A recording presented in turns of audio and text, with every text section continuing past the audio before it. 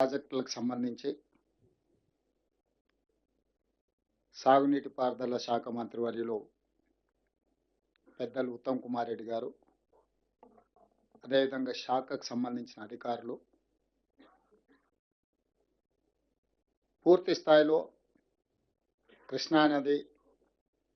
కృష్ణానది పరివాహక ప్రాంతంలో తెలంగాణ రాష్ట్రంలో నిర్వహించబడుతున్న ప్రాజెక్టులకు సంబంధించి ఈరోజు ప్రజాప్రతినిధులందరికీ, అదేవిధంగా మీడియా మిత్రులకు, మీ ద్వారా తెలంగాణ ప్రజలకు సంపూర్ణ అవగాహన కల్పించడానికి ప్రభుత్వం దగ్గర ఉన్న అధికార సమాచారాన్ని అందించడానికి వారు ప్రయత్నం చేశారు. ఇక్కడ తెలంగాణ రాష్ట్ర ముఖ్యమంత్రిగా కొన్ని అంశాలను మీ ముందు పెట్టడమే కాకుండా తప్పులకు పాల్పడిన వాళ్ళు, ఉద్దేశపూర్వకంగా తెలంగాణ రాష్ట్రానికి నష్టం కలిగించిన వాళ్ళు ఈరోజు ఆ సమస్యల్ని పరిష్కరించి తెలంగాణ ప్రజలకు, ముఖ్యంగా రైతాంగానికి న్యాయం చేద్దామని ఈ ప్రభుత్వం చేస్తున్న ప్రయత్నాన్ని సమర్థించకపోయినా పర్వాలేదు. వాళ్ళ సంకుచిత స్వభావంతో ఈ ప్రభుత్వాన్ని విమర్శించడమే కాకుండా ఈ ప్రభుత్వం యొక్క ఉద్దేశాన్ని, ఆలోచనను, అవగాహనను తప్పుబట్టి ప్రజలకు తప్పుడు సమాచారాన్ని చేరవేసే ప్రయత్నం చేస్తున్నారు. అందుకే ఈరోజు నూతన సంవత్సరం మొదటి రోజు సాగునీటి పారుదల శాఖ మంత్రివర్యులు ఈ అత్యవసర సమావేశాన్ని ఏర్పాటు చేయడం జరిగింది. ఈ సమావేశం ద్వారా ప్రజాప్రతినిధులకు సమాచారాన్ని అందించడమే కాకుండా తెలంగాణ వాదులందరికీ కూడా అంశాలను వివరించే ప్రయత్నం ఇది. ఈరోజు తెలంగాణ రాష్ట్ర ఏర్పాటే నీటి హక్కుల కోసం ఏర్పడిన రాష్ట్రం. తెలంగాణ రాష్ట్ర ఉద్యమ నేపథ్యాన్ని పరిశీలిస్తే అది ఇప్పుడైనా ఎప్పుడైనా ఈ ప్రాంత ప్రజలు, ఈ ప్రాంత ప్రజాప్రతినిధులు, తెలంగాణ వాదులు మొట్టమొదట బలంగా వాదన వినిపించిందే జలాల గురించి, నీళ్ల గురించి. తెలంగాణ రాష్ట్రము దేశంలోనే అభివృద్ధి చెందిన మొదటి రాష్ట్రంగా, ప్రపంచానికి ఆదర్శంగా నిలబడే రాష్ట్రంగా తీర్చిదిద్దడానికి అవకాశం ఉంది. అందుకోసమే ఉమ్మడి రాష్ట్రంలో ఉన్న ఆనాడు పి జనార్దన్ రెడ్డి గారు లేదా తెలంగాణ ప్రాంతానికి సంబంధించిన ప్రజాప్రతినిధులు కృష్ణానది జలాల కోసం బలమైన వాదనను వినిపించడం జరిగింది. 2004 నుంచి 2014 వరకు 10 సంవత్సరాలు ఉమ్మడి ఆంధ్రప్రదేశ్ పరిపాలనలో డాక్టర్ వైఎస్ రాజశేఖర రెడ్డి గారు జలయజ్ఞ ప్రాజెక్టులను ప్రారంభించి ఇరు ప్రాంతాల కృష్ణానది మీద ప్రాజెక్టుల నిర్మాణం చేపడుతున్న సందర్భంలో కూడా ఆనాడు పి జనార్దన్ రెడ్డి గారు పోతిరెడ్డి పాడు ద్వారా మనకు జరిగే నష్టాన్ని బలంగా వాదన వినిపించడం జరిగింది.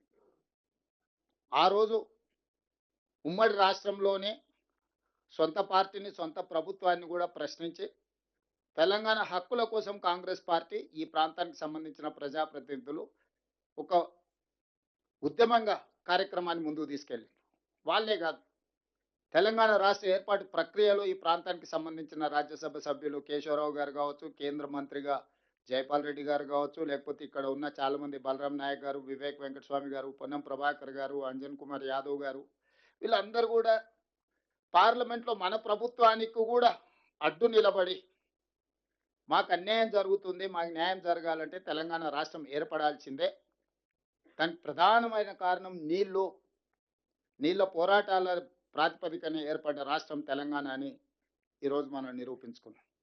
అయితే ఈరోజు జరుగుతున్న చర్చ జరిగిన తప్పిదాలను సవరించుకుంటూ ఈనాటి ప్రభుత్వం వ్యూహాత్మకంగా ఎత్తుగడతో ముందుకెళ్తున్నాం, వ్యూహాత్మకంగా వ్యవహరిస్తున్నాం. ఆర్భాటం కోసం, ప్రచారం కోసం, ప్రగల్భాల కోసం పత్రికా సమావేశాలు పెట్టి పక్క రాష్ట్రాన్ని విమర్శిస్తున్నామనే నేపథ్యంలో రాజకీయ లబ్ధి పొందాలన్న ఆలోచనతో కాకుండా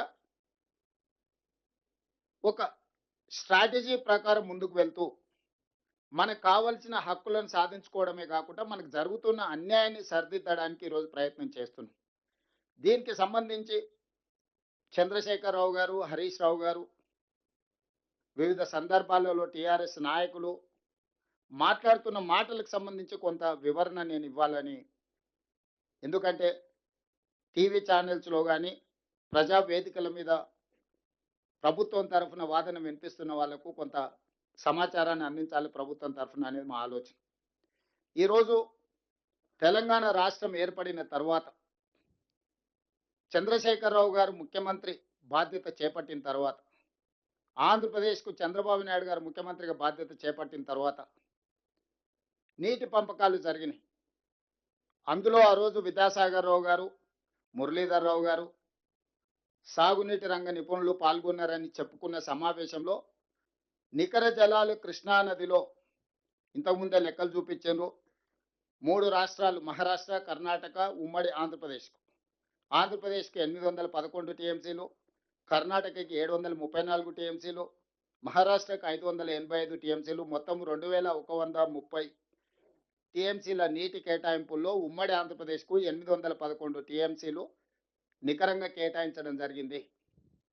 ఉమ్మడి రాష్ట్రం ఉన్నప్పుడు, రాష్ట్ర విభజన చర్చ జరుగుతున్నప్పుడు ఉమ్మడి ఆంధ్రప్రదేశ్లో కృష్ణా బేసిన్ మీద నిర్మించిన ప్రాజెక్టులకు ఏ ప్రాజెక్టు ఎన్ని నీళ్లను వాడుకుంటుందో కిరణ్ కుమార్ రెడ్డి గారు ఉన్నప్పుడు ఒక లెక్క తీసిండ్రు. ఆ లెక్క ప్రకారము నీటి కేటాయింపులు జరగాలని, ఆంధ్రప్రదేశ్ ప్రయోజనం చేకూరాలని కిరణ్ కుమార్ రెడ్డి గారు తీవ్రమైన ప్రయత్నం చేసి ఆంధ్రప్రదేశ్ యొక్క నీళ్ళ హక్కులను సాధించాలని కిరణ్ కుమార్ రెడ్డి గారు ఆనాడు ప్రభుత్వంలో ఒక లెక్కలు తీశారు. ఆ లెక్క ప్రకారము 512 టీఎంసీలు ఆంధ్రప్రదేశ్కు సంబంధించిన ప్రాజెక్టులకు, తెలంగాణలో నిర్వహించబడుతున్న ప్రాజెక్టులకు 299 టీఎంసీలు. ఈ లెక్క ప్రకారం వారు ఒక లెక్క తీసిండ్రు 2013లో. అంటే 34% తెలంగాణకి, 66% ఆంధ్రప్రదేశ్కి. తెలంగాణ రాష్ట్రం ఏర్పడిన తర్వాత కేంద్ర ప్రభుత్వం ఏర్పాటు చేసిన లేదా జరిగిన చర్చలలో పాల్గొన్న చంద్రశేఖరరావు గారు, హరీష్ రావు గారు ఈ 34, 66% మేము పంచుకుంటామని చెప్పి ఒప్పందం చేసుకున్నారు. మొదట 1 సంవత్సరం కోసం చేసుకుంటున్నామన్నారు. 2వ సంవత్సరం పోయి మరొక సంవత్సరానికి పొడిగించారు. 3వ సంవత్సరం పోయి మరొకసారి పొడిగించారు. ఇక 2020లో పోయి చంద్రశేఖరరావు గారు అసలే ఓపిక లేని మనిషి, పెద్దల కేశవరావు గారికి బాగా తెలుసు. ఎవడొస్తే ఊకే మళ్ళీసారి ఇక మళ్ళీ వచ్చేదే లేదు. ఆ Krishna water tribunal, Bachawat tribunal ఫైనల్గా నీటి కేటాయింపులు జరిగే వరకు ఇక మళ్ళీ వచ్చేది లేదు. ఒకటేసారి వన్స్ ఫర్ ఆల్ సంతకం పెడుతున్నా ఇక 512, 2299 దాకా మేము వాడుకుంటాం. ఇంకా ఊకే మళ్ళీ మమ్మల్ని విలువకరి, ఊకే నా డిస్టర్బ్ చేయకరి, ఫామ్ హౌస్లు ఉంటాయని చెప్పి క్లియర్గా 2020 సంవత్సరంలో సంతకం పెట్టి శాశ్వతంగా తెలంగాణకు 34%, ఆంధ్రప్రదేశ్కు 66% కృష్ణానదిలో నీటి కేటాయింపుల మీద సంతకం పెట్టి పర్మనెంట్గా వాళ్ళకి హక్కు ఇచ్చిండు. దీనివల్ల ఈరోజు మీరందరూ గుర్తించాల్సింది, ఈ బచావత్ ట్రిబ్యునల్ ఎప్పుడు వేసిండ్రు అనుకుంటున్నారు? 2004లో వేసిండ్రు. 21 సంవత్సరాలైంది ఈ రోజుకు లెక్కేస్తే. బ్రిజేష్ ఫస్ట్ బచావత్, రెండవది బ్రిజేష్ ట్రిబ్యునల్ని అపాయింట్ చేసింది కృష్ణానది మీద నీటి పంపకాల కోసము 2004లో వేస్తే ఈరోజు 2026కు వచ్చినాం. 21 సంవత్సరాలైనా ఈ నీళ్ల మీద జడ్జిమెంట్ రాలే. ఇంకా ఎన్నేళ్ళకు వస్తుందో దానికి లెక్కలేదు. అట్లాంటిది ఆ జడ్జిమెంట్ వచ్చేంత వరకు 512 ఆంధ్రప్రదేశ్ వాడుకుంటుంది, 299 తెలంగాణ వాడుకుంటుందని చంద్రశేఖరరావు గారు సంతకం పెట్టారు. ఇది ఆంధ్రప్రదేశ్కు అలసైంది, అవకాశం వచ్చింది. ఈ ప్రకారంగా వాడుకోవడానికి అన్ని ప్రాజెక్టులు పూర్తి చేసుకోవడం కోసం వాళ్ళు బచావత్ ట్రిబ్యునల్ని ముందుకు పోనిస్తలేరు. డేట్ల మీద డేట్లు వేసుకుంటా సంవత్సరానికి 5-6 హియరింగ్స్ కూడా జరగకుండా వాళ్ళు వాయిదాలు వేసుకుంటూ పోతారు. ఎందుకంటే వాళ్ళకి క్లియర్గా ఒక లడ్డు దొరికింది. మనమే సంతకం పెట్టి 512 టీఎంసీలు ఆంధ్రప్రదేశ్ వాడుకోవడానికి మేము ఒప్పుకుంటున్నాం, 299 మాత్రం మేము వాడుకుంటామని మనం సంతకం పెట్టించిన తర్వాత ఇక డిస్ప్యూట్ సెటిల్మెంట్ ఆంధ్రప్రదేశ్ ఎందుకు ముందుకు వస్తుంది? ఈరోజు బచావత్ ట్రిబ్యునల్ ముందల మన వాదన ఏంది? చంద్రశేఖరరావు బ్రిజేష్ ట్రిబ్యునల్ ముందల మన వాదన ఏంది? ఈరోజు మేము ఏం చెప్పినాము? అంతర్జాతీయ జల విధానంలో పరివాహక ప్రాంతం ఎంతైతే ఉంటుందో అంత ప్రపోర్షనట్ షేర్ తెలంగాణకి ఇవ్వాలి. దాని ప్రకారం మా తెలంగాణ పరివాహక ప్రాంతం 71%, ఆంధ్రప్రదేశ్ పరివాహక ప్రాంతం 29%. దీని ప్రకారము మాకు 555 టీఎంసీల నీళ్లు వస్తాయి. మీకు మిగిలిన నీళ్లు మాత్రమే వస్తాయి కాబట్టి మాకు నికర జలాలలో 811 టీఎంసీల్లో 555 టీఎంసీలు పరివాహక ప్రాంతాన్ని లెక్కగట్టి 71% మాకివ్వండి, 29% మీరు తీసుకోండి అని మొదటి వాదన వినిపించినాం. రెండోది, ఇదే బ్రిజేష్ ట్రిబ్యునల్ ఈ 811 కాకుండా అదనంగా ఇంకా కొంత నీటి లభ్యత ఉన్నదని 1005 టీఎంసీలు టోటల్గా ఉంటుంది అని ఆర్డర్ ఇచ్చిండ్రు గతంలో. దాని మీద సుప్రీంకోర్టు స్టే చేసింది. ఒకవేళ 1005 టీఎంసీలు కృష్ణా నదిలో నీటి లభ్యత ఉమ్మడి ఆంధ్రప్రదేశ్కు ఉంటే 763 టీఎంసీలు తెలంగాణకి ఇవ్వండి, మిగతా 287 టీఎంసీలు మాత్రమే ఆంధ్రప్రదేశ్కి ఇవ్వండి అని చెప్పి రెండో వాదన మనం వచ్చినాక వినిపించినాం. దాంతో ఈరోజు ఆంధ్రప్రదేశ్ ఉక్కిరి బిక్కిరి అవడమే కాకుండా ఆంధ్రప్రదేశ్ ప్రధాన ప్రతిపక్షమైన జగన్మోహన్ రెడ్డి గారు చంద్రబాబు నాయుడు గారికి లేఖ రాసిండు 19th November 2025, almost 1.5 month back. ఏమని? తెలంగాణ సమర్థవంతంగా కృష్ణానది జలాల నీటి కేటాయింపుల మీద వాదన వినిపిస్తుంది, మీరు ఎక్కడ కూడా వాళ్ళని ఎదుర్కోలేకపోతున్నారు. దీనివల్ల ఆంధ్రప్రదేశ్కు మేము సాధించిన, చంద్రశేఖరరావు గారిని మేము మేనేజ్ చేసి సాధించిన నీటి కేటాయింపులు కూడా ఈరోజు తిరిగి తెలంగాణకి వెళ్ళిపోయే ప్రమాదం ఉందని ఈరోజు జగన్మోహన్ రెడ్డి గారు అధికారికంగా చంద్రబాబు నాయుడు గారికి లేఖ రాసిండు. ఈ నేపథ్యంలో నిన్న జరిగిన ఎన్నికలు, ఈ నీళ్ళ వెనకాల కుత్సితమైన రాజకీయం ఉన్నది. తెలంగాణ రాష్ట్రం వచ్చిన తర్వాత లేదా చంద్రశేఖరరావు గారు మాజీ ముఖ్యమంత్రి అయిన తర్వాత 2023 డిసెంబర్లో జరిగిన అసెంబ్లీ ఎన్నికల్లో ఆ పార్టీ ఓడిపోయింది. 2024 పార్లమెంట్ ఎన్నికల్లో ఆ పార్టీ ఒక్క సీటు గెలవలేదు. ఆ పార్టీ పుట్టినప్పటి నుంచి ఈ పరిస్థితి ఎప్పుడు ఆ పార్టీకి లేదు. ఆ తర్వాత కంటోన్మెంట్లో జరిగిన ఉప ఎన్నికలు, ఆ తర్వాత జూబ్లీ హిల్స్లో జరిగిన ఉప ఎన్నికలు, ఆ తర్వాత సర్పంచ్ ఎన్నికల్లో జరిగిన ఎన్నికల్లో ఎక్కడ కూడా పార్టీకి ఆశించిన ఫలితాలు రాలేదు. ఓటమి తప్ప పార్టీకి ఏమీ కనిపించలేదు. ఇప్పటి వరకు ఎన్నికల్లోనే ఓడిపోతూ వచ్చిన బీఆర్ఎస్ పార్టీ మనుగడనే కష్టమవుతుందని చంద్రశేఖరరావు గారు గుర్తించి బయటకు వచ్చి మళ్ళీ జల వివాదం రేపితేనే ఇరు రాష్ట్రాల మధ్య వైషమ్యాల నేపథ్యంలో తెలంగాణ రాష్ట్ర ప్రభుత్వము రేవంత్ రెడ్డి ఆంధ్రప్రదేశ్కు సహకరిస్తున్నాడని ఒక అపోహను కల్పించడం ద్వారా తన పార్టీని బతికించుకునే ప్రయత్నంలో భాగంగా ఒక అబద్ధాల సంఘాన్ని ఏర్పాటు చేసుకొని అబద్ధాల సంఘం ద్వారా నోరు తెరిస్తే ప్రతి పదము అబద్ధం, తూకం వేస్తే 24 క్యారెట్ అబద్ధం. చంద్రశేఖరరావు గారు, హరీష్ రావు గారు చెప్పి ఏదైనా మీరు బంగారంతో మెజర్ చేయాల్సి 24 క్యారెట్ ఈజ్ చాలా అత్యంత నాణ్యమైన బంగారం అంటారు కదా, అట్లా 24 క్యారెట్ అబద్ధాలు చంద్రశేఖరరావు గారు, హరీష్ రావు గారు చెప్పి మన మీద అపోహలు కల్పించే ప్రయత్నం చేస్తున్నారు. అందుకే ఈరోజు వారి నిర్ణయాల వల్ల జరిగిన వాటిని ఉత్తమ్ కుమార్ రెడ్డి గారు చాలా డీటెయిల్గా చెప్పారు. నేను పొలిటికల్ అప్రోచ్ చెప్పదలుచుకున్న సహచరం మంత్రులకు అండ్ ఎమ్మెల్యేలకు రేపు పొద్దుగాల వాదన వినిపించడానికి. గోదావరి బేసిన్లో తుమ్మిడియేటి నుంచి చేవెళ్ల వరకు నీళ్ళు ఇవ్వడానికి ఆనాడు అంచనాలు వేసి 38,500 కోట్లతో మొదలుపెట్టిన ప్రాజెక్టును రీడిజైనింగ్ పేరు మీద తుమ్మిడిహెట్టి నుంచి మేడిగడ్డకు తరలించడం ద్వారా 1,50,000 కోట్లకు అంచనాలు పెంచారు. ఇందులో ప్రధానంగా ఆయన వ్యాపారం సింపుల్, అయిన ట్రేడ్ సీక్రెట్ ఏంది లేదు, పంపులు లిఫ్టులు. ఎన్ని పంపులు ఎన్ని లిఫ్టులు పెంచితే చంద్రశేఖరరావు గారి ఇంట్లో అంత కనక వర్షం కురుస్తుంది. వేరే ఏ ఫార్ములా కనిపెట్టలే ఆయన. ఈ మట్టి పని ఒకటి చేస్తాడు, తట పని ఒకటి చేస్తాడు, పంపులు లిఫ్టులు తీసుకురాడబడి బిల్లులు ఎత్తేసి. కాళేశ్వరం మీద పీసీ ఘోష్ ఏం రిపోర్ట్ ఇచ్చిండో నేను చెప్పాల్సిన అవసరం లేదు, లోతుకి వెళ్ళదలుచుకోండి. సేమ్ ఫార్ములా జూరాల నుంచి ఉమ్మడి రాష్ట్రంలో మంజూరు చేసిన పాలమూరు రంగారెడ్డి ఎత్తిపోతల పథకాన్ని జూరాల నుంచి శ్రీశైలానికి తరలించిండు. 3 స్టేజ్లలో ఉండే పంపులు 5 స్టేజ్లకు మారింది. 22 పంపులు కాస్త 37 పంపులుగా మారింది. 32,500 కోట్లు 32,200 కోట్ల రూపాయలతో పూర్తి కావాల్సిన పాలమూరు రంగారెడ్డి ఎత్తిపోతల జూరాల సోర్స్ నుంచి ప్రాజెక్టు ఈరోజు 84,000 కోట్లు ఖర్చు పెడితే కూడా పూర్తి అవుతుందనే గ్యారెంటీ లేదు. ఒక ప్రాథమిక అంచనా మాత్రమే. చంద్రశేఖరరావు గారి లెక్కల్లోనే 55,000 కోట్లకు పెరిగింది.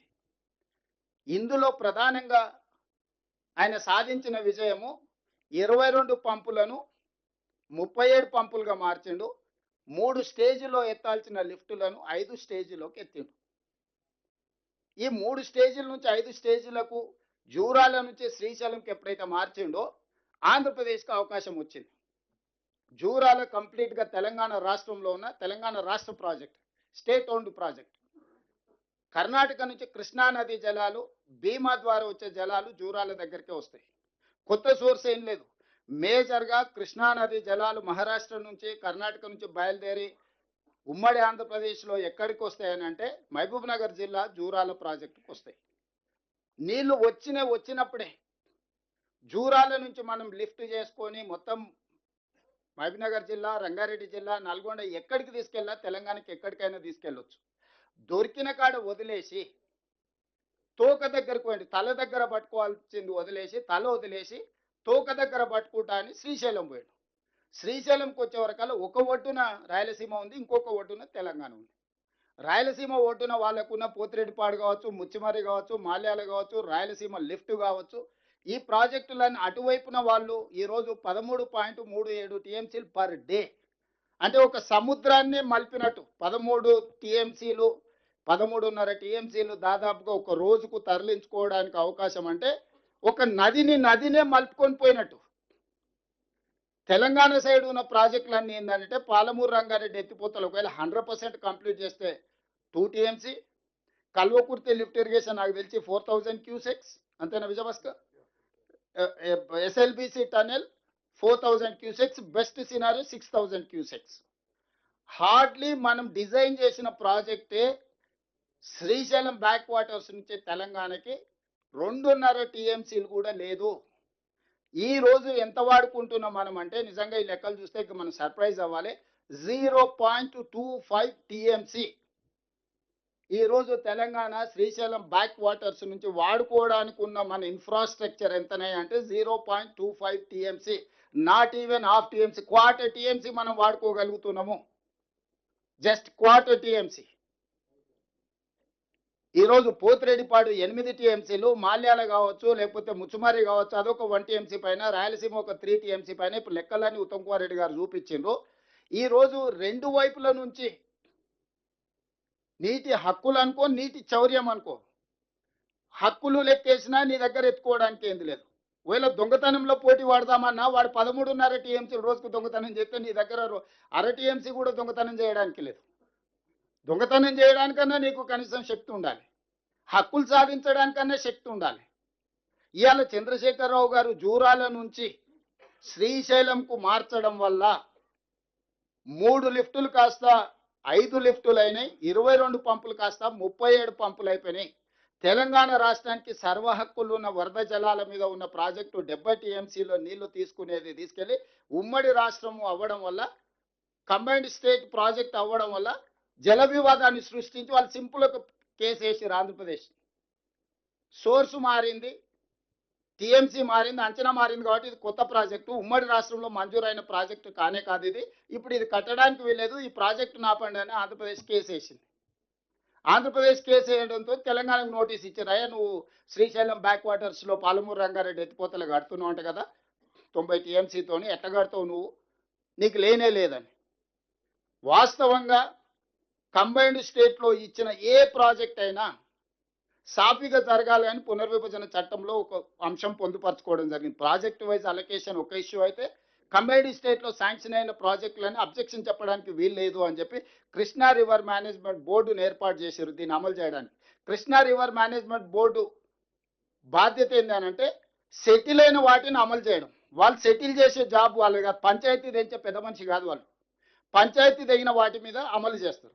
ఈరోజు కృష్ణా రివర్ మేనేజ్మెంట్ బోర్డు ఏమంటుంది, మీరు అపెక్స్ కౌన్సిల్లో, మీ చంద్రశేఖరరావు గారు అపెక్స్ కౌన్సిల్లో ఉమాభారతి గారు మంత్రి ఉన్నప్పుడు చంద్రబాబు నాయుడు గారు చంద్రశేఖరరావు గారు హాజరయ్యి 512 టీఎంసీ ఆంధ్రప్రదేశ్కు 299 టీఎంసీ తెలంగాణ వాడుకుంటామని పంచాయతీ సెటిల్ చేసుకున్నారు. ఇప్పుడు కేఆర్ఎంబిగా నా బాధ్యత ఏంటంటే 512 ఆంధ్రప్రదేశ్ తీసుకుపోయేటట్టు 299 తెలంగాణ వాడుకునేటట్టు పర్యవేక్షించడమే నా బాధ్యత. ఈ రకంగా మీరు పని చేసుకోండి తప్ప మీరు కొత్త కొత్త పంచాయతీలు తీసుకొస్తే నా దగ్గర కుదరదు. ఈ వాటర్కి బచావత్ ట్రిబ్యునల్ ముందర పోయి మీరు వాదించుకోండి. అక్కడ మీకేమన్నా లెజిటిమేట్ రైట్ వస్తే అప్పుడు దీన్ని అమలు చేస్తానికి కేఆర్ఎంబి సింపుల్గా స్ట్రైట్ లైన్ చేసేసింది. ఇప్పుడు ఆంధ్రప్రదేశ్ ఏం చేస్తుంది? ట్రిబ్యునల్ ముందర అసలు కేసే తెగకుండా ఆల్రెడీ నువ్వు సంతకాలు పెట్టి ఇచ్చేసినావు, దాని ప్రకారం కేఆర్ఎంబి అమలు చేస్తుంది. వాడికి కొత్త పంచాయతీ అక్కర్లేదుగా. వాడికి ఎంత కావాలనో అడిగిన దానికంటే ఎక్కువ వచ్చేసింది. ఇంకా వాళ్ళకి ఇష్యూయే లేదు. కానీ చంద్రశేఖరరావు ఏం వాదించాల్సిన అవసరం ఉండే? అంతర్జాతీయ జల విధానంలో పరివాహక ప్రాంతాన్ని బట్టి నీటి కేటాయింపులు జరగాలి. పరివాహక ప్రాంతం తెలంగాణకి 71% ఉంది, ఆంధ్రప్రదేశ్కి 29% ఉంది. కాబట్టి 555 టీఎంసీలు మాకు ఇవ్వాలి, మిగిలినవి ఆంధ్రప్రదేశ్కి ఇవ్వాలని ఫస్ట్ తెలంగాణ రాష్ట్రం వచ్చిన తర్వాత అపెక్స్ కౌన్సిల్ మీటింగ్లో చంద్రశేఖరరావు ఈ వాదన వినిపించాల్సింది. రెండో పాయింట్ ఏంది? బేసిన్ లోపలనే నీళ్లు వాడాలి, బేసిన్ బయటకు తరలించడానికి వీల్లేదు. ఇది రెండో విధానం. సో ఈరోజు ఆంధ్రప్రదేశ్ కృష్ణా బేసిన్లో వాడట్లేదు కృష్ణానది జలాలను, పెన్నా బేసిన్కి తీసుకెళ్తున్నారు. ఈరోజు పోతిరెడ్డిపాడు ద్వారా వీటన్నిటిని తీసుకెళ్లి పెన్నా బేసిన్కు తరలిస్తారు. కాబట్టి మేము ఎట్టి పరిస్థితుల్లో బేసిన్ బయటకు తీసుకెళ్లడానికి మేము ఒప్పుకోము. కృష్ణా బేసిన్ అవసరాలు తీరిన తర్వాతనే అంతర్జాతీయ జల విధానం ఉన్నది. కాబట్టి కృష్ణా బేసిన్ అవసరాలు తీరితేనే పెన్నా బేసిన్కి తీసుకెళ్లాలి. కాబట్టి ఆంధ్రప్రదేశ్ ఏదైతే పెన్నా బేసిన్కు తరలించకపోతుందో ఆ పెన్నా బేసిన్ తరలింపును పూర్తిగా తక్షణమే ఆపండి అని ఫస్ట్ అపెక్స్ కౌన్సిల్లో ఉమాభారతి దగ్గర జరిగిన మీటింగ్లో చంద్రశేఖరరావు గారు వాదించాల్సిన అవసరం ఉండే. అది వాదించలేదు. ఇంతకుముందు ఉత్తమ్ కుమార్ రెడ్డి గారు 4 ప్రాతిపదికలు ఈరోజు మనం వాదన ఏదైతే వినిపిస్తున్నాం వివరాలు మీకు చెప్పాడు. ఏ ఒక్క అంశం కూడా ఆ రోజు చేయలే. పోనీ ఫస్ట్ ఇయర్ మిస్ అయింది, తర్వాత అపెక్స్ కౌన్సిల్ మీటింగ్లో కూడా దాని మీద తిరిగి వాదన వినిపించలేదు. సో ఈరోజు ప్రధానంగా ఆంధ్రప్రదేశ్ కృష్ణానది జలాలను పూర్తి స్థాయిలో ఆధిపత్యం సాధించడానికి కారణం చంద్రశేఖరరావు గారు తీసుకున్న 2014 నుంచి 2023 వరకు జరిగిన నిర్ణయాలు. రెండవది, ఈరోజు పాలమూరు రంగారెడ్డి ఎత్తిపోతలు ఎందుకు వివాదాస్పదమైంది? జూరాల నుంచి నువ్వు శ్రీశైలం తరలించడంతో ఆంధ్రప్రదేశ్ కేసు వేయడానికి అవకాశం వచ్చింది. నువ్వు ఆ ప్రాజెక్టును 2022 వరకు డిపిఆర్ఏ తయారు చేయలే. ఎందుకు చేయలే?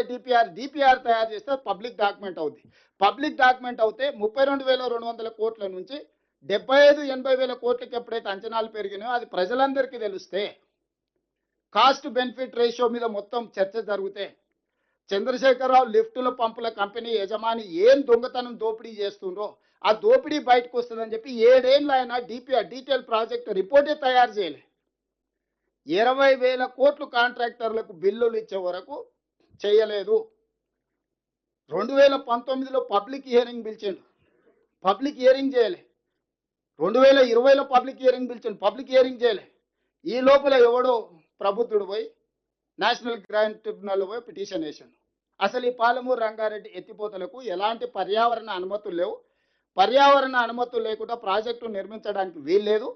ఇగో ఇవన్నీ నిర్మిస్తున్నారని చేస్తున్న పనులు, వీడియోలు, ఫోటోలు అని తీసుకెళ్ళి ఓ ప్రబుద్ధుడు తీసుకొని పోయి ఎన్జిటీలో కేసు వేసిండు. ఎన్జిటీ కాస్త మొత్తం ప్రాజెక్టు మీద స్టే ఇచ్చింది. అసలు నువ్వు పర్యావరణ అనుమతులు లేకుండా ప్రాజెక్ట్ ఎట్లా కడతావు, కట్టడానికి లేదు, మొత్తం షట్ డౌన్ చేయి పాలమూరు రంగారెడ్డి ఎత్తిపోతలు అని చెప్పి ఎన్జిటీ స్టిచింగ్ ఆర్డర్స్ పాస్ చేసింది. అంతేనా విజయభాస్కర్? విజయ్. సో అట్లయిన తర్వాత చంద్రశేఖరరావు ఏం చేసిండు? పంపులు లిఫ్టులకు బిల్లులు ఇవ్వాలి కదా, ఇమ్మీడియట్గా సుప్రీంకోర్టుకు పోయాడు. సుప్రీంకోర్టులో ఏం చెప్పిండు? ఇది మొత్తం సాగునీటి పారుదల ప్రాజెక్టు కాదు, డ్రింకింగ్ వాటర్ ప్రాజెక్టు. మేము 7.15 టీఎంసీలు తాగునీళ్ళ కోసం ఈ ప్రాజెక్టును కట్టుకుంటున్నాము అని అఫిడవిట్ వేసి సుప్రీంకోర్టులో అండర్టేకింగ్ తీసుకొని సుప్రీంకోర్టు ఏమి ఇచ్చిందంటే, ప్రపంచ జల విధానంలో తాగునీళ్లకు మొదటి ప్రాధాన్యత, సాగునీరుకు రెండవ ప్రాధాన్యత, విద్యుత్ ఉత్పత్తికి మూడవ ప్రాధాన్యత, ఇండస్ట్రియలైజేషన్కు 4వ ప్రాధాన్యత, పరిశ్రమలకు వాడుకోవడానికి. తాగునీళ్ళ సమస్య వచ్చినప్పుడు ఏ నిబంధన లేదు, మీరు తాగునీళ్ళ కోసం ప్రాజెక్టు కట్టుకోవచ్చు అని 2023లో ఒక ఆర్డర్ ఇచ్చింది. ఈరోజు మాట్లాడుతున్న హరీష్ రావు, చంద్రశేఖరరావు గారు 27,000 కోట్ల రూపాయలు ఖర్చు పెట్టిన పాలమూరు రంగారెడ్డి ఎత్తిపోతల ప్రాజెక్టును సుప్రీంకోర్టు ముందర ఇచ్చిన అఫిడవిట్ అఫీషియల్ రికార్డ్. ఇది మనం ఏం చెప్పట్లేదు, రేపు అసెంబ్లీలో ఆ రికార్డ్ అంతా తీసి చూపిస్తా. ఏమన్నాడంటే అసలు ఇది సాగునీటి ప్రాజెక్టే కాదు, ఇది తాగునీటి ప్రాజెక్టు, మాకు తాగునీళ్ళకు సమస్య ఉన్నది, తాగునీటి సమస్యను తీర్చుకోవడానికి పాలమూరు రంగారెడ్డి ఎత్తిపోతలు కడుతున్నాము, దానికి 7.15 టీఎంసీ నీళ్లు సరిపోతాయి, దీనికి అనుమతి ఇవ్వమని తెలంగాణ రాష్ట్ర ప్రభుత్వం ప్రబుద్ధుడు చంద్రశేఖరరావు గారు, హరీష్ రావు గారు పోయి సుప్రీంకోర్టులో కేసు అయితే సుప్రీంకోర్టు జడ్జిమెంట్ డైరెక్షన్ ఇచ్చింది. మీరు 7.15 టీఎంసీ ఫర్ డ్రింకింగ్ వాటర్ పనులు చేసుకోండి, మీరు వ్యవసాయానికి అసలు ఇక్కడ మట్టి తీసి ఇక్కడ పోయడానికే వీలేదని 2023లో మనకు ఆర్డర్ ఇచ్చిండ్రు. దాంతో పాలమూరు రంగారెడ్డిలో 27,000 కోట్ల రూపాయలు ఖర్చు పెట్టిన తర్వాత ఎక్కడిదక్కడే స్టాండ్ స్టిల్ అయింది. ఈ తాగునీటి కోసం ఎందుకు అనుమతి తెచ్చిండు ఆయన? ఇందులో ఒక లాజిక్ ఉంది. పంపులకు లిఫ్టులకు పైసలు ఇవ్వాలి కదా కాంట్రాక్టర్కి, దాంతోనే ఆయన కమిషన్ వస్తుంది కదా. పంపులు లిఫ్టుల కాంట్రాక్టర్స్కు పేమెంట్ ఇవ్వడానికి ఇది తాగునీటి ప్రాజెక్టు కింద చిత్రీకరించేసి పంపులు లిఫ్టుల కంపెనీకి మొత్తం పేమెంట్లు ఇచ్చిండే. స్థూలంగా చంద్రశేఖరరావు 27,000 కోట్లలో మీరు ఒకసారి మొత్తం డీటెయిల్స్ తీస్తే పంపులు లిఫ్టులకే పేమెంట్లు ఉంటాయి. ఆ సుప్రీంకోర్టు పర్మిషన్ కూడా డ్రింకింగ్ వాటర్ అని ఎందుకు తెచ్చిందట, పంపులు లిఫ్టులోని పైసలు ఇస్తే నేను కమిషన్ వస్తుంది కాబట్టి కంప్లీట్గా పంపులు లిఫ్టుల కంపెనీ కోసమే ఈరోజు పాలమూరు రంగారెడ్డిని జూరాల నుంచి శ్రీశైలం తరలించి శ్రీశైలంలో తాగునీటి ప్రాజెక్టు కానీ ఇంటరిమ్ ఆర్డర్ తీసుకొచ్చింది. మేము వచ్చి చూస్తే సుప్రీంకోర్టు ఆర్డర్ ఉంది. కేంద్ర ప్రభుత్వం దగ్గరకు పోతే వాడేమంటాడు, ఆల్రెడీ ట్రిబ్యునల్ ముందల ఈ వాదన ఉంది, దీని కింద ఈ వాదన ఉంది, మీకు ఏ అనుమతి ఇవ్వడానికి లేదు, ఆల్రెడీ మీ లీడరు పోయిన గవర్నమెంట్ మాకు అఫిడవిట్ ఇచ్చింది, 90 టీఎంసీలో నీకు సోర్సు కొత్తదని ఆంధ్రప్రదేశ్ ఏదైతే పిటిషన్ వేసారో దానికి ఏం చెప్పిండంటే మా దగ్గర మైనర్ ఇరిగేషన్ చెరువులు కుంటలలో మేము నీళ్లు వాడుకుంటున్నాం, అందులో సేవింగ్స్ ఒక 45 టీఎంసీలు మేము చెరువులు కుంటలు వాడుకోకుండా పాలమూరు రంగారెడ్డి ఎత్తిపోతలకు వాడుకుంటాం. ఇప్పుడు గోదావరిలో పట్టిసీమ ద్వారా పోలవరం నుంచి మేము కృష్ణా డెల్టా ఆయకట్టుకు 80 టీఎంసీల నీళ్లు తీసుకెళ్తున్నారు. అట్లా బేసిన్ మారినప్పుడు ఆ నీట్ల పై రాష్ట్రాలకు కేటాయించాలి. మాకు ఒక 45 టీఎంసీల నీళ్ళు వస్తే మిగతా కర్ణాటక మహారాష్ట్రకు పోతాయి. ఆ 45 గోదావరి నుంచి కృష్ణా బేసిన్కు తరలించిన దాంట్లో మాకు వాటా వస్తుందని ఒక వాదన. రెండోది మా మైనర్ ఇరిగేషన్ ఏదైతే మా చెరువులు కుంటలు ఉన్నాయో మేము సేవింగ్స్ చూపించుకున్నాం, ఇది ఒక 45 టీఎంసీ, మొత్తం కలిపి 90 టీఎంసీలకు మాకు అనుమతి అని మళ్ళా ఈ ప్రభుత్వుడే పోయి మళ్ళా పిటిషన్ వేసిండు. ఆంధ్రప్రదేశ్ ఏమన్నదంటే ఈ నీళ్లు CWC central water commission permission ఇచ్చినోడు డిసైడ్ చేయడు, నీటి కేటాయింపులు చేయాల్సినోడు బచావత్ ట్రిబ్యునల్లో డిసైడ్ అయితే తప్ప ఈ 45 టీఎంసీ గోదావరి నుంచి కృష్ణా బేసిన్లో వాడుకుంటే వస్తాయని నువ్వు అంటున్నావు, అది సెటిల్ అయ్యే వరకు ఆ 45 మీద నేను ఏం అనుమతి ఇవ్వలేను అని అది తేల్చేసింది. రెండో 45కి ఏమన్నాడు, ఓకే నువ్వు మైనర్ ఇరిగేషన్లో వాడుకుంటా మిగిలిచ్చి వాడుతున్నా అంటున్నావు కదా, 30 సంవత్సరాలు నువ్వు ప్రతి చెరువుది కృష్ణా బేసిన్లో ఉన్న అన్ని చెరువుల లెక్కలు తీసి ప్రతి చెరువుకు కుంటకు నువ్వు ఏడేడ మిగిలిచ్చినావు, 30 సంవత్సరాల డేటా తీసుకొచ్చి నాకు ఇస్తే ఆ 45 టీఎంసీల సంగతి తెలుస్తాను మనకు లెటర్ రాసింది. అంతేనా విజయభాస్కర్? రాస్తే వీడి దగ్గర ఏంది, తాడు లేదు పొంగరం లేదు. ఈ లోపల మిగిలిచ్చిన ఆంధ్రప్రదేశ్ ఏమన్నదంటే కమిషన్ కాకతీయ పెద్దలు నాయ నరసింహారెడ్డి గారు చెప్పేటోళ్ళు కేసీఆర్ గారు కమిషన్ కాకతీయ తెచ్చిండని, దాంతో మొత్తం నీళ్ళంతా ఊర్లలో ఊరిపోయినాయి వాడుకుంటున్నాం అన్నారు కదా. వీళ్ళు దొంగ లెక్కలన్నీ పెడితే ఆంధ్రప్రదేశ్ ఆ డేటా డౌన్లోడ్ తీసుకొని పోయి సార్ చెరువులు కుంటలు పాత వినియోగానికి తగ్గలేదు, పెరిగింది, పెరగడానికి కారణం ఏంటంటే కమిషన్ కాకతీయాల ఈ చెరువులు కుంటలు అంతా పునరుద్ధరించారు, మైనర్ ఇరిగేషన్ల గతంలో వాడుకునే దానికంటే రెండింతలు వాడుకుంటారు, సేవింగ్సే లేదు, ఈ 45 కూడా నువ్వు అనుమతి ఇవ్వడానికి దీన్ని కూడా తీసి బయట పడేది, ఇది మొత్తం కొత్త ప్రాజెక్టు, దీన్ని మొత్తం తాళమేందని ఆంధ్రప్రదేశ్ మన మీదకి లగెత్తుకొచ్చింది. ఈ నేపథ్యంలో మనం వచ్చి నాకేం చేసినాం అంటే అరే డ్రింకింగ్ వాటర్ కింద పెట్టి 25,000 కోట్లు 27,000 కోట్లు ఖర్చు పెట్టి డ్రింకింగ్ వాటర్ అని మూసుకొని ఉంటే పరువు పోతుంది, ఒక పని చేయరి 90 టీఎంసీలో మైనర్ ఇరిగేషన్ది చెరువు కుంటలు ప్రతి చెరువుకు ఉంటుంది, డేటా దొరకదు, క్లస్టర్ కింద మాకు అనుమతి ఇవ్వండి అంటే ఓ మండలం ఓ రెవెన్యూ డివిజన్లో ఎన్ని చెరువులు కుంటలు ఉన్నాయి దాంట్లో 30 ఏళ్ళ డేటా మేమంతా లెక్క కట్టుకొని వస్తాం, మాకు కొంచెం వెసులుబాటు కల్పించు, ఒక్కొక్క చెరువు ఒక్కొక్క కుంట లెక్క కట్టాలంటే మళ్ళీ 30 ఏళ్ళు పడుతుంది, మాకు ఈ లెక్కలు కట్టడానికే కుదరదు, రాష్ట్రం విడిపోవడం వల్ల డేటా కూడా మా దగ్గర సరిగ్గా లేదు, ఉన్నంతలో క్లస్టర్ కింద తీసుకొచ్చి మీకు ఇస్తాము, దాని ప్రకారం ఫస్ట్ 45 టీఎంసీలు సాగునీటి ప్రాజెక్టు నిర్మించుకోవడానికి మాకు అనుమతి ఇవ్వండి. ఈ ప్రాజెక్టులన్నీ మేము ముందుకు వెళ్తాం. మిగతా 45 ట్రిబ్యునల్ ముందు వచ్చినప్పుడు మిగతా 45 చేసుకొని ఫస్ట్ ఏదో ఒకటి సాగదీద్దామని ముందుకెళ్దాం అనే దాని మీద మీ 45 టీఎంసీలకు ఉత్తమ్ కుమార్ రెడ్డి గారు అదే లేఖ రాశారు. టోటల్ మీద మాకు 90 టీఎంసీలు. ఫస్ట్ ఫేజ్లో మా సేవింగ్స్ 45 టీఎంసీలకు మేము పనిచేసుకుంటాం అనుమతి అన్నారు. దీంట్లో రెండు ఉన్నాయి. ఈ అనుమతి వస్తే ఈయన 11.5 రేట్ ఆఫ్ ఇంట్రెస్ట్లో లోన్లు తెచ్చిండు ఫస్ట్. రెండోది అనుమతులు ఉంటే కేంద్ర ప్రభుత్వాన్ని మనం గతంలో నేషనల్ ప్రాజెక్ట్ అనేది ఇప్పుడు అది ప్రపోర్షనేట్ మార్చి ప్రధానమంత్రి కృషి సంయోజిత ప్రాజెక్ట్ సంచయ్ సించాయి యోజన ప్రాజెక్ట్స్ అని 60% కేంద్ర ప్రభుత్వం ఇస్తే 40% రాష్ట్ర ప్రభుత్వం నిధులు పెట్టుకునేటట్టు నేషనల్ ప్రాజెక్ట్ కింద అంటే గవర్నమెంట్ ఆఫ్ ఇండియా స్పాన్సర్ చేస్తుందని ఈ అనుమతులు వస్తే ఆ 60-40 రేషియోలో 60% కేంద్రం నుంచి నిధులు తెచ్చుకోవచ్చు అని చెప్పి దీన్ని అనుమతి ఇవ్వండి మాకు. ఆ రోజు ఉన్న జలశక్తి మినిస్టర్ దగ్గర పోయి కూర్చున్నాం. తర్వాత ప్రభుత్వం మళ్ళీ మూడోసారి వచ్చిన తర్వాత కొత్త మంత్రి వస్తే కూడా సిఆర్ పాటిల్ దగ్గర పోయి కూర్చొని మాకు పాలమూరు రంగారెడ్డి ఎత్తిపోతలు కేంద్ర ప్రభుత్వ సహాయం కావాలి. కేంద్ర ప్రభుత్వ సహాయం కావాలంటే వాళ్ళకి కొన్ని నామ్స్ ఉన్నాయి, కొన్ని అనుమతులు ఉండి, కొన్ని క్లియరెన్స్లు ఉండి, ఎన్విరాన్మెంట్ క్లియరెన్స్లు, వాటర్ నీటి కేటాయింపులు ఇవి ఉంటేనే వాళ్ళ ప్రాజెక్టును టేకప్ చేస్తారు. వీటన్నిటిని దృష్టిలో పెట్టుకొని మా మైనర్ ఇరిగేషన్లో మేము క్లస్టర్ కింద డేటా మీకు సబ్మిట్ చేస్తాము.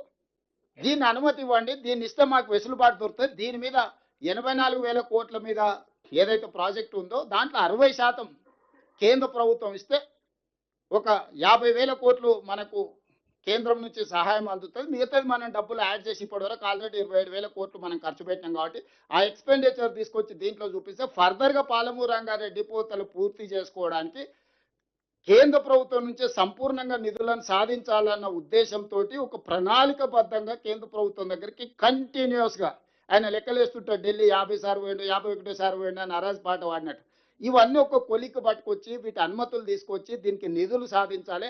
ఒకవేళ ఇవ్వకపోయినా, కేంద్ర ప్రభుత్వం ఇవ్వకపోయినా అనుమతులు ఉన్న ప్రాజెక్టుకు బ్యాంకులు 7.25% రేట్ ఆఫ్ ఇంట్రెస్ట్లో మనకు లోన్లు వస్తాయి. ఈరోజు చంద్రశేఖరరావు 11.5% రేట్ ఆఫ్ ఇంట్రెస్ట్ 12 సంవత్సరాలకు లోన్ తెచ్చిండు. కానీ అనుమతులు ఉన్న ప్రాజెక్టుకు మనం లోన్కి వెళ్తే 7.25% రేట్ ఆఫ్ ఇంట్రెస్ట్ 35-40 ఏండ్ల టర్మ్ లోన్ కింద ఇవ్వడానికి కూడా మనకు అవకాశం ఉంది. అందుకోసం ఎట్లయినా మొదటి విడతగా 45 టీఎంసీలు, రెండవ విడతల ఇంకొక 45 టీఎంసీలకు నీటి అనుమతులు సాధించి సిడబ్ల్యూసి క్లియరెన్స్ తీసుకొచ్చి బ్యాంకుల దగ్గరకు వచ్చి లోన్లు తీసుకొచ్చి ఏదో రకంగా ఈ ప్రాజెక్టును పూర్తి చేయాలని మనం బలమైన వాదన వినిపించి ముందుకెళ్తుంటే ఇప్పుడు ఇదంతా జరిగేటట్టే ఉన్నది. మన పర్సనల్ రిలేషన్స్ అనుకోండి, లేకపోతే ఎవ్రీ టైం ఉత్తమ్ కుమార్ రెడ్డి గారు వెళ్ళి కోర్టులో కూర్చుంటారు. మేము పోయి కన్సర్న్ మినిస్టర్ సుప్రీంకోర్టులో వేసిన ఇంకెన్ని సంవత్సరాలు మీ ట్రిబ్యునల్ పనిచేస్తుంది? 21 సంవత్సరాలు అయింది, ఇంకో 20 ఏళ్ళు చేస్తారా? నెక్స్ట్ 1 ఇయర్లో 12 మంత్స్లో tribunal has to decide. Tribunal ఖచ్చితంగా ఆయనకు 84-85 సంవత్సరాలు వచ్చినాయి. ఆయనకు 65 ఏళ్ళు ఉన్నప్పుడు ఆయన నెత్తి, ఇప్పుడు ఆయనకి 85 ఏళ్ళు వచ్చినాయి. ఇక ఎన్నేళ్ళు అతన్ని ట్రిబ్యునల్ చైర్మన్గా పెడతారో అతని వయసు మీద పడుతుంది, కాలం గడిచిపోతుంది, మాకు సమస్యలు ఉన్నాయి, మీరు ఏదో ఒకటి చేయండి అని సుప్రీంకోర్టులో పిటిషన్ వేసి ఎక్స్పెడైట్ చేయమన్నాం. కన్సర్న్ మినిస్టర్ను, ప్రైమ్ మినిస్టర్ గారిని కూడా కలిసి ఇట్లా 20 ఏళ్ళ పైన అయింది, ఇంకో 20 ఏళ్ళు జరిగితే మొత్తం తెలంగాణకు తీరని అన్యాయం జరిగితే నెక్స్ట్ 1 ఇయర్లో కంక్లూడ్ చేయండి అని అంటే కాస్త ఇప్పుడు అంతకుముందు సంవత్సరానికి 3 సార్లు వినటోడు ఇప్పుడు నెలకు 3 సార్లు వినకాడికి వచ్చింది. నెలకు 2 సార్లు 3 సార్లు ట్రిబ్యునల్ వాదనలు వింటుంది. దీన్ని స్పీడప్ చేసిన ఇవన్నీ జరిగితే ఈ సమస్యలకు ఒక పరిష్కారం దొరికితే ఈ ప్రాజెక్టులు పూర్తయితే ఏ నీళ్ల ప్రాతిపదికన ఏర్పడ్డ పార్టీ ప్రభుత్వాన్ని 2 సార్లు అధికారంలో ఉండో చంద్రశేఖరరావు గారికి శాశ్వతంగా జల సమాధి, రాజకీయ సమాధి జరుగుద్దని ఈరోజు తెలంగాణ ప్రజలందరినీ తప్పుదోవ పట్టించడానికి వారు ప్రయత్నం చేస్తుండ్రు. ఈ నేపథ్యంలో ఇక్కడ ఉన్న ప్రజాప్రతినిధులందరికీ, మంత్రులకు కానీ, ఎంపీలకు కానీ, ఎమ్మెల్సీలకు కానీ, ఎమ్మెల్యేలకు కానీ, ఫార్మర్ మినిస్టర్స్ ఇక్కడ తుమ్మల నాగేశ్వరరావు గారు, కడియం శ్రీహరి గారు లాంటి వాళ్ళు ఎక్స్పర్ట్స్ ఉన్నారు. అంటే ఇరిగేషన్లో వాళ్ళు గతంలో చాలా లోతుగా పనిచేసిన వాళ్ళు ఉన్నారు. జూపల్లి కృష్ణారావు గారికి దీని మీద అవగాహన ఉన్నది. మనము చాలా చాలా చాలా కరెక్ట్గా నిబద్ధతతో క్రమశిక్షణతో కూడుకున్న కార్యక్రమాలు చేపడుతున్నాము.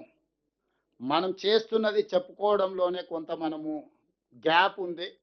ఆ గ్యాప్‌తోనే వాళ్ళు అడ్డగోలుగా వాదించడానికి, ఎందుకంటే వాళ్ళు 25 ఏండ్లు 2001లో మొదలుపెట్టినప్పటి నుంచి 2025, 25 ఏండ్లయింది. 25 ఇయర్స్ మొత్తం అబద్ధాలతోనే బతికిరాళ్ళు. వాళ్ళ నోరుకి మొక్కాలి. 100% అబద్ధాలు మాట్లాడే పోటీ పెడితే వాళ్ళు ముగ్గురే వస్తారు. ముగ్గురికి కలిపి ఫస్ట్ ప్రైజ్ ఇవ్వాల్సింది. ఒక్కొక్కరికి సెపరేట్ కూడా ఇవ్వనీకే లేదు. అట్లా అబద్ధాలు మాట్లాడతారు చంద్రశేఖరరావు గారు, హరీష్ రావు గారు, కేటీఆర్ గారు. నోరు తెరిస్తే అబద్ధమే. అందుకే ఆయన బహిరంగ సభలు పెడతా అంటుండు, సభలకు రానంటుండు. సభలకు వస్తే తారీఖుతో సహా ప్రతి లెటర్, ఆయన సంతకం పెట్టిన లెటరు, ఆయన చేసుకున్న ఒప్పందాలు, ఆయన పెంచిన అంచనాలు, ప్రాజెక్టును తరలించడానికి క్యాబినెట్ అప్రూవల్ లేదు. జూరాల నుంచి ఇంత మేజర్ ప్రాజెక్టు శ్రీశైలంకు షిఫ్ట్ చేస్తే, కాళేశ్వరం మీద కూడా మేడిగడ్డ నుంచి తుమ్మిడిహెట్టి నుంచి మేడిగడ్డకు తరలించినందుకు పీసీ ఘోష్ అదే చెప్పిండు. ఇంత మేజర్ డెసిషన్ తీసుకున్నప్పుడు క్యాబినెట్ అప్రూవల్ ఉండాలి కదా, ఇది individual decision is not sufficient, we have to punish that individual decision తీసుకున్న పర్సన్ అని చెప్పారు. ఇవాళ ఎగ్జాక్ట్గా పేరు మారింది, ఊరు మారింది, అంచనాలు మారినాయి. ఈరోజు జూరాల నుంచి శ్రీశైలం బ్యాక్ వాటర్స్కు తీసుకురావడం ద్వారా లోతైన అవినీతి పునాదులు ఉన్నాయి. ఈరోజు నేను ఎందుకు సభలో చర్చకు పిలిచిన, సభలోనే మాట్లాడదాం, మీరు రాండి. సభలో మీ గౌరవానికి, మీ వాదనకి ఎక్కడ ఆటంకం కలిగించాం, మీ వాదన బలంగా వినిపించండి అని నేను ఈరోజు మీ అందరికీ చెప్పదలుచుకున్నా. చంద్రశేఖరరావు గారు వచ్చి మాట్లాడాలి, దీని మీద ఇన్వెస్టిగేషన్కి ఆర్డర్ ఇవ్వాలి.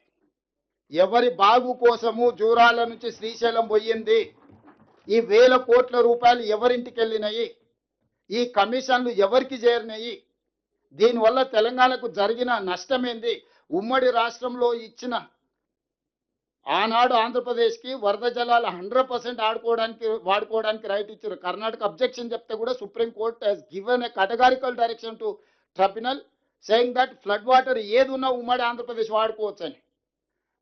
ఆ ఉమ్మడి ఆంధ్రప్రదేశ్లో మనకు పాలమూరు రంగారెడ్డి ఎత్తిపోతలకు జీవో వచ్చింది 2013లో 70 టీఎంసీకి.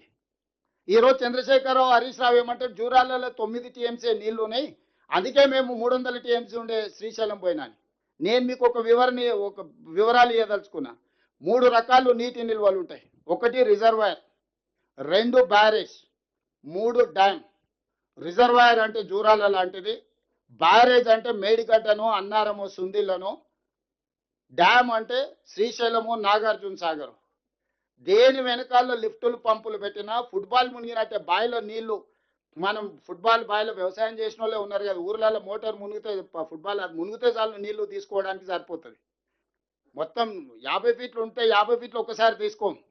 ఆయన అపాయింట్ చేసిన ఇంజనీర్స్ ఏం రిపోర్ట్ ఇచ్చిండ్రు, మీరు 35 రోజులు రోజుకు 2 టీఎంసీలు 70 టీఎంసీలు తీసుకోవడానికి 35 రోజులు ఫ్లడ్ 1 lakh క్యూసెక్స్ లేవు, 25 నుంచి 28 డేస్ ఉన్నాయి. దీన్ని 2.8 టీఎంసీ పర్ డే మీరు లిఫ్ట్ చేసుకుంటే మీరు అనుకునేస్తాను. నేనేం చెప్తున్నంటే 2 టీఎంసీల పర్ డే 3 టీఎంసీలు తీసుకుంటే 30 రోజులు తీసుకుంటే జూరాల నుంచే 90 టీఎంసీలు మనం తీసుకోవడానికి ఉండే. కృష్ణా జలాలు కానీ, భీమా జలాలు కానీ పాలమూరులకు ఎంటర్ కాగానే తల దగ్గరనే మనం ఒడిసి పట్టుకుంటే సుక్క నీరు ఇయ్యాల రాయలసీమ, ఆంధ్రప్రదేశ్ తీసుకుపోనికి, అది పోతిరెడ్డిపాడు కావచ్చు, ముచ్చుమరి కావచ్చు, మాల్యాల కావచ్చు, రాయలసీమ కావచ్చు, ఎవరికి చుక్క నీళ్ళు దొరకకపోతుండే. వచ్చినట్టే తెలంగాణకు తెచ్చుకుంటే ఎవరిని చెప్పుకుంటుండే, జగన్మోహన్ రెడ్డి అయినా చంద్రబాబు నాయుడు అయినా లబలబ ఏడవాల్సి వస్తున్న మోడీ దగ్గర పోయి, లేకపోతే సిఆర్ పాటిల్ దగ్గర పోయి మొత్తం నీళ్ళన్నీ తెలంగాణ తీసుకుంటుంది, మేమేం చేయాలని. తెలంగాణ లోపలికి వచ్చి చంద్రబాబు నాయుడు లేకపోతే జగన్మోహన్ రెడ్డి ఆపగలుగుతుండ్రా జూరాలలో ఉండుంటే? ఈరోజు జూరాల నుంచి శ్రీశైలం పంపించడంతోటి నీకేమో 0.25 టీఎంసీ నీళ్లు తీసుకోవడానికి ఉంటే వాళ్ళకి 13 టీఎంసీలు తీసుకోవడానికి ఉంది. నువ్వు చెంబెడ్ నీళ్లు దొంగతనం చేసే లోపల వాడు 100 కుండల నీళ్ళే తీసుకుపోయేటంత పొక్కలు పెట్టి రెడీ చేసుకున్నాడు. ఈ 10 ఏళ్లలో ఈయన వాళ్ళకి ఇచ్చిన అవకాశం. అందుకే ఈరోజు లెవెల్ ప్లేయింగ్ ఫీల్డ్ ఈక్వల్గా లేదు, ఇర్రేషనల్ అయిపోయింది. మనకు అసలు ఏం అవకాశమే లేదు. మనం నిండా అసలు అసలు అచేతన అవస్థకు తెలంగాణ నెట్టేసిండు చంద్రశేఖరరావు, హరీష్ రావు. వాళ్ళు బలవంతులు అయిపోయారు. పర్ డే 4.5 టీఎంసీలు తీసుకెళ్లే కెపాసిటీని 13.5 టీఎంసీలకు ఎన్హాన్స్ చేసుకున్నారు చంద్రశేఖరరావు ముఖ్యమంత్రి ఉన్నప్పుడు 10 ఏళ్లలో. ఈ రోజు నువ్వు ఏం చేసినా శ్రీశైలం బ్యాక్ వాటర్స్ నుంచి నీళ్లు తీసుకోవాలంటే మన శక్తి సరిపోదు. నువ్వు అన్ని అనుకున్నట్టు కంప్లీట్ చేస్తే కూడా 2 టీఎంసీలు తీసుకోలేవు. ఇవాళ జూరాల నుంచి తరలించడంలో నీతి అన్యాయం జరిగింది, నిధుల దోపిడీ జరిగింది. ఈ దానికి కేబినెట్ అప్రూవల్ లేదు. ఎట్లయితే మేడిగడ్డ నుంచి తుమ్మిడిహట్టి నుంచి మేడిగడ్డకు మారిస్తే ఎట్లయితే కమిషన్ మీరు కేబినెట్ అప్రూవల్ అడిగిండో ఈరోజు నేను ఇదే మాట అడగదలుచుకున్నాను చంద్రశేఖరరావు గారిని శాసనసభలో. అందుకే వారు హాజరవ్వడానికి జంకుతున్నారు. వారికి తెలుసు చర్చ ఎక్కడికి దారి తీస్తుంది. స్టెప్ బై స్టెప్ ప్రతి లెటర్ ఎట్లా తీసుకొచ్చి మనం ముందర పెడతాము, ఏ రకంగా చర్చ చేస్తాం అనేది వారిద్దరికీ తెలుసు.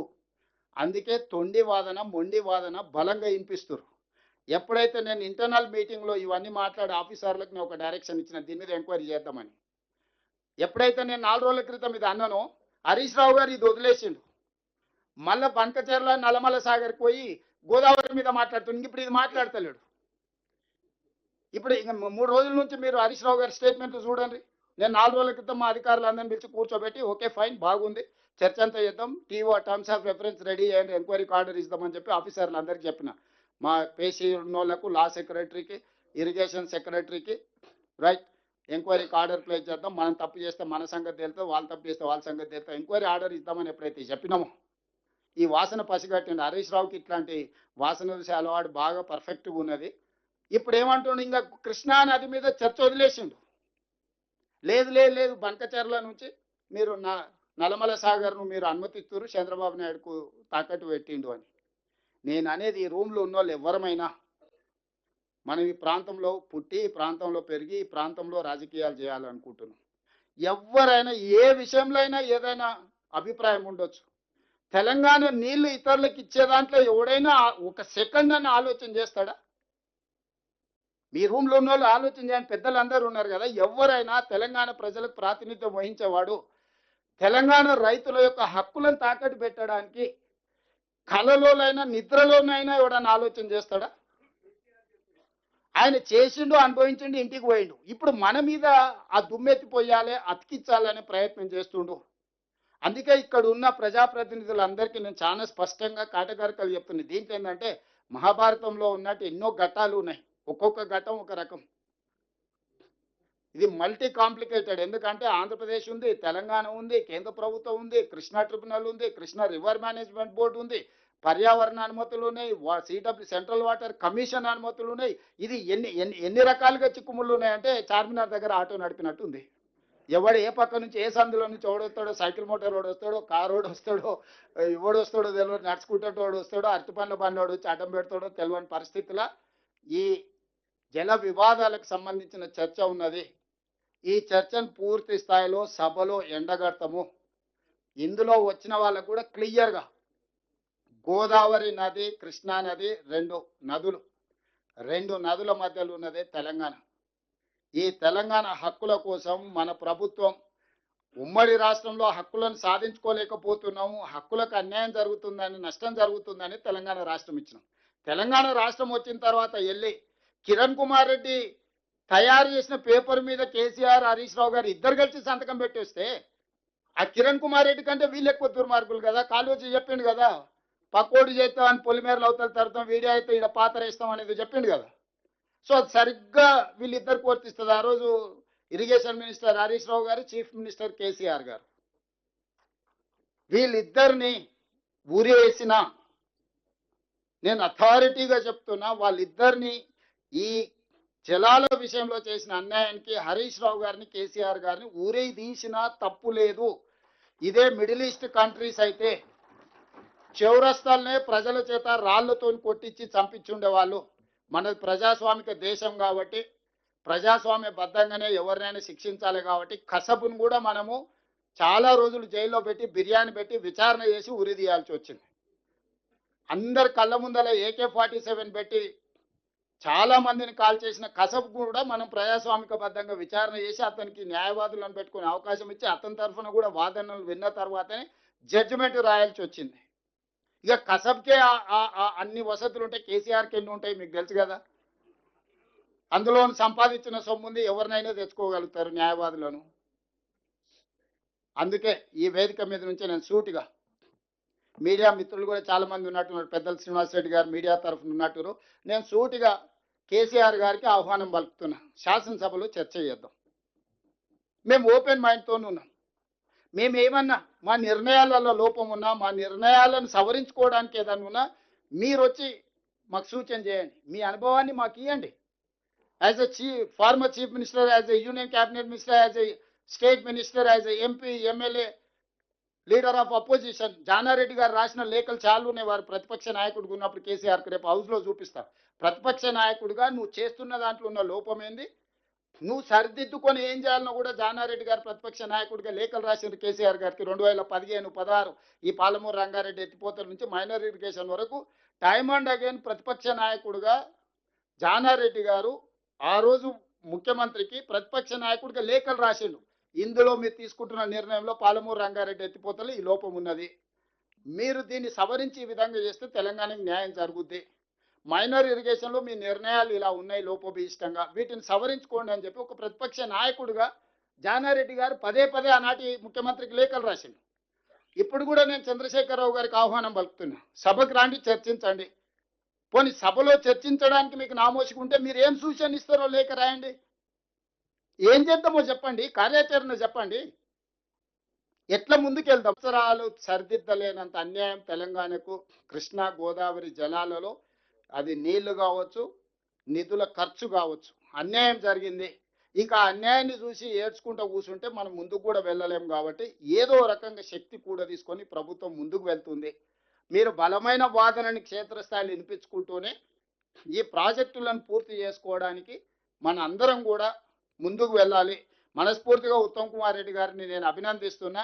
రోజుకు 18 గంటలు, రాత్రి 4 వరకు 5 వరకు, ఎందుకంటే ఏ ఫైలు ఏ కాగితం ఏడుందో ఎవరికి తెలియదు, ఏ కాగితం వెనకాల ఏ కాగితం దాచిపెట్టిండో హరీష్ రావు, చంద్రశేఖరరావు అది తెలియదు. దాని వెనకంగా ముందలంగా ఇట్లా అడ్డం కూడా, ఇప్పుడు పేపర్ చదివితే ఇట్లా చదువుతాం, లేకపోతే ఇట్లా చదువుతాం. కానీ చంద్రశేఖరరావు చేసిన దానికి ఇట్లా కూడా చదవాల్సి వస్తుంది. ఈడ కూడా మన కోడ్ పెట్టిండేమని ఇట్లా 10 పేజీలు ఇట్లుంటే ఇట్లా కూడా రాయడానికి అవకాశం ఉంటుంది. చిన్నప్పుడు స్కూల్లో టెక్స్ట్ బుక్ మీద ఇట్లా పేరు రాసుకునేటోళ్ళం మనం. ఇప్పుడు ఇట్లా కూడా ఈ బండిల్ మీద ఇట్లా కూడా చదవాల్సి వస్తుంది ఉత్తమ్ కుమార్ రెడ్డి గారికి.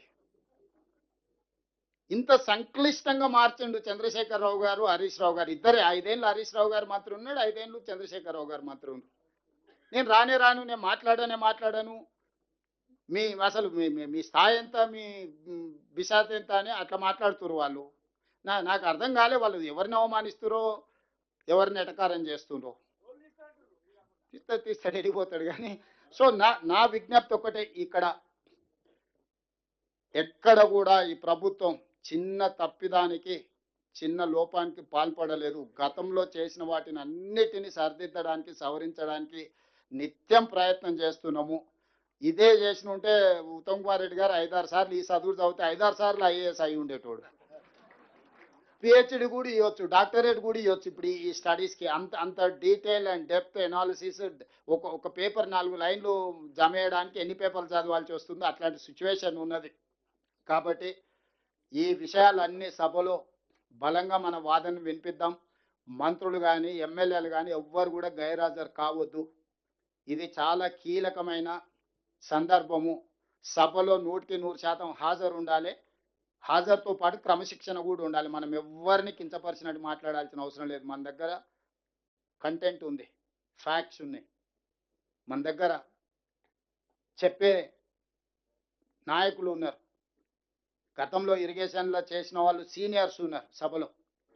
వాళ్ళందరూ కూడా వాళ్ళ అనుభవాన్ని, గతంలో జరిగినవి, ఈరోజు ఒక అధికారి గురించి మాట్లాడుతున్నారు, ఆదిత్యనాథ్ దాస్ ఆంధ్రప్రదేశ్కు ఉన్నాడు, ఆయనను ఎట్లా తీసుకుంటారని. ఈరోజు నేను చెప్పదలుచుకున్న ఆదిత్యనాథ్ దాస్ అనే అధికారి 2007 నుంచి 2014 వరకు ఉమ్మడి రాష్ట్రంలో తెలంగాణ ప్రాజెక్టులకు ఇరిగేషన్ సెక్రటరీ. ప్రతి జీవో, ప్రతి ప్రాజెక్టు ప్రాణహిత చేవల నుంచి పాలమూరు రంగారెడ్డి చివరికి లాస్ట్ జీవో కమాండ్ స్టేట్లోనే నారాయణపేట, కొడంగల్, మక్తల్ ఎత్తిపోతల పథకం లాస్ట్ జీవో కూడా ఆదిత్యనాథ్ దాసే ఇచ్చిండు. అధికారులల్లో హయ్యెస్ట్ అవగాహన ఉన్న ఒక అధికారి ఆంధ్రప్రదేశ్లో ఉంటే మనం అతన్ని పట్టుకొచ్చి తెలంగాణకు పెట్టుకున్నాం. ఎందుకంటే కంబైన్డ్ స్టేట్లో ఆంధ్రప్రదేశ్ ప్రాజెక్ట్కి ఎస్కే జోషి ఉన్నాడు. ఆంధ్రప్రదేశ్కు మంజూరు చేసిన ఇరిగేషన్ సెక్రటరీగా జోషి గారు అటు ఉన్నారు, దాస్ గారు ఇటు ఉన్నారు. స్టేట్ బైఫర్కేషన్లో ఐఏఎస్లు కేటాయించినప్పుడు దాస్ గారు నాకు తెలంగాణ కావాలని అప్లికేషన్ పెట్టుకున్నారు, తెలంగాణకి ఇవ్వకుండా తను ఆంధ్రప్రదేశ్కి ఇచ్చారు. కొంతకాలం ఇరిగేషన్ చేసిన తర్వాత చీఫ్ సెక్రటరీ చేసిన రిటైర్ అయిపోయింది ఆయన. నేను వచ్చిన మరుక్షణమే గతంలో కేసీఆర్తోని ఆంధ్రప్రదేశ్కు పనిచేసి వచ్చిన అధికారులందరూ కేసీఆర్తో ఉన్న జోషి గారు కావచ్చు, లేకపోతే స్మితా సబర్వాల్ గారు కావచ్చు, మురళీధర్ రావు గారు కావచ్చు, వీళ్ళందరినీ పీసీ ఘోష్ కమిషన్ చాలా తప్పిదాలకు పాల్పడ్డారు, వీళ్ళ మీద చర్యలు తీసుకోమని ఆదేశాలు ఇచ్చారు. వాళ్ళందరినీ తీసేస్తే ఇప్పుడు కొత్తగా వచ్చిన వాళ్ళకు సంపూర్ణమైన అవగాహన లేదు. సంపూర్ణమైన అవగాహన 2004 నుంచి 2014 వరకు 10 సంవత్సరాలు తెలంగాణ ప్రతి ఇరిగేషన్ ప్రాజెక్టు మీద కంప్లీట్ నాలెడ్జ్ ఉన్న అధికారిని ఆంధ్రప్రదేశ్లో ఉంటే తెచ్చుకున్నాం మనం. అతను ఆంధ్రప్రదేశ్ అతను కాదు, తెలంగాణ అతను కాదు, అతను బీహార్ అతను. అతనికి ఏ రాష్ట్రంతో ఏం లేదు, ఎక్కడ ఉద్యోగం చేస్తే అక్కడ నిజాయితీగా ఉద్యోగం చేసే బాధ్యత.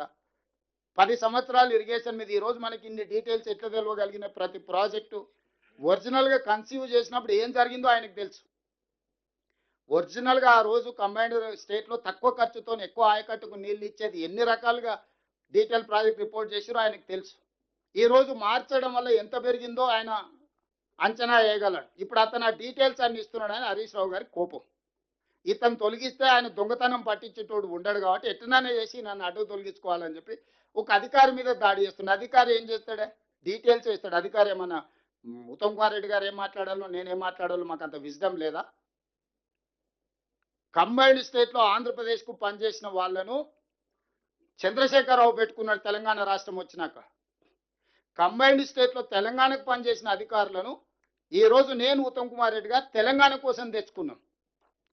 ఆ అధికారులు ఈరోజు ఈ దొంగతనాన్ని మొత్తం లెక్కగట్టి ఇక్కడ నుంచి ఇక్కడ గతంలో జరిగిన జీవోలు కానీ అనుమతులు కానీ ఏమేమి ఉన్నాయి, ఈరోజు మార్చడం వల్ల ఏం జరిగిందనే వివరాలు మాకు సంపూర్ణంగా అందిస్తున్నారు. వీటన్నిటిని నిలదీస్తామని చెప్పి ఈరోజు అధికారులను కూడా టార్గెట్గా చేసుకొని రేవంత్ రెడ్డి సలహాదారే ఆంధ్రప్రదేశ్ నుంచి వచ్చిండు. ఆయన చంద్రబాబు నాయుడుకు చుట్టం కాదు, జగన్మోహన్ రెడ్డికి చుట్టం కాదు, రేవంత్ రెడ్డికి చుట్టం కాదు. ఒక సీనియర్ ఐఏఎస్ ఆఫీసర్ 10 years తెలంగాణలో ఉన్న ప్రతి ప్రాజెక్టు మీరు పాత జీవోలు తీసి చూడండి. ఎవరున్నా పాలమూరు రంగారెడ్డి కావచ్చు, నారాయణపేట కొడంగల్ కావచ్చు, లేకపోతే ప్రాణహిత చేవెళ్ళ కావచ్చు, భీమా కావచ్చు, నెట్టంపాడు కావచ్చు, ఏమేం ప్రాజెక్టులకు ఆయన అనుమతులు ఇచ్చిండు అని అంటే ఆ రోజు ఆ వారి అధికారికి ఉన్నప్పుడే వాళ్ళు ఇచ్చిన జీవో అన్ని తెలంగాణ జీవోలు అన్ని కూడా ఉదయ సముద్రం లిఫ్ట్ ఇరిగేషన్ వారు 2007లో జీవో ఇచ్చిందే, డిండి బ్యాలెన్సింగ్ రిజర్వాయర్ వారు జీవో ఇచ్చిందే, అదేవిధంగా ఎస్ఎల్బిసి టన్నెల్కి 2010లో రివైజ్డ్ ఇచ్చింది వారు ఇచ్చిందే, డిండి బ్యాలెన్సింగ్ రిజర్వాయర్ నుంచి ఎగ్జిస్టింగ్ డిండి ప్రాజెక్ట్ లిఫ్ట్కు వారు ఇచ్చిందే, station Ghanpur additional ayacut under ఎంజీఎల్ఐ scheme CR గారికి తెలవాలి ఈ ప్రాజెక్టు వారు ఇచ్చిందే, పిఆర్ఎల్ఐఎస్ ప్రిపేర్ డిపిఆర్ 2014లో జీవో 3 వాళ్ళు ఇచ్చిందే, జవాహర్ నెట్టంపాడుకు ఆయన ఇచ్చిందే, Narayanpet Kodangal lift irrigation GO ఆయన ఇచ్చింది. అంటే ఒక అధికారి 10 సంవత్సరాలు తెలంగాణలో పనిచేసి తెలంగాణ ప్రాజెక్టులకు అన్నిటికీ సహకరించిన అధికారిని ఈరోజు పూర్తి స్థాయిలో అవగాహన ఉన్న అధికారిని ఈరోజు తెలంగాణకు మనము ఒక అడ్వైజర్గా పెట్టుకున్నాం ఇరిగేషన్లో. ఎందుకు అని అంటే ఆ కంబైన్డ్ స్టేట్లో తీసుకున్న నిర్ణయాలే ఈరోజు కొనసాగింపు. ఎందుకంటే రాష్ట్ర విభజన చట్టంలో రాసుకున్నదే అది.